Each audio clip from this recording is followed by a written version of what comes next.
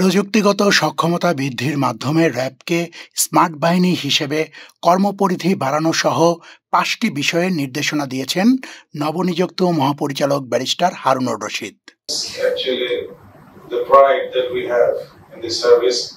এবং সেটা হচ্ছে যে এলিট ফোর্স বলা হয় যে ফোর্সের সদস্য যারা তারা মেধাবী হবে, তারা চৌকস হবে, তারা পেশাদার হবে, থাকবে, তাদের দেশের প্রতি, দেশের মানুষের প্রতি ভালোবাসা থাকবে।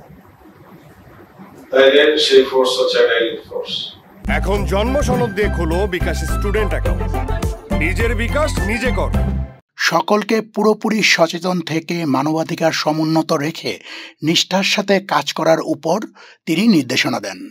আমরা শুধুমাত্র যে মানুষের মৌলিক অধিকারকে অক্ষুণ্ণ রাখবো বা শুধুমাত্র সমুন্নত রাখবো, তার পাশাপাশি যে আমাদের করতে হবে এই ধরনের অপরাধ, অথবা সে এটাতে ইলিগাল আর্মস অ্যাকোয়ার করতেছে, বিষয়গুলো হয় এরকম ভাবে।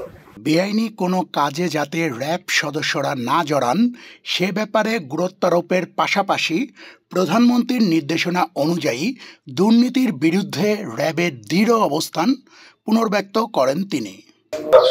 যারা জীবন আত্মোৎসর্গ করেছেন র্যাবের সদস্য আমরা সবাই, এবং we must be proud of being a member of this elite force. Arefin Tanjib, channel I online.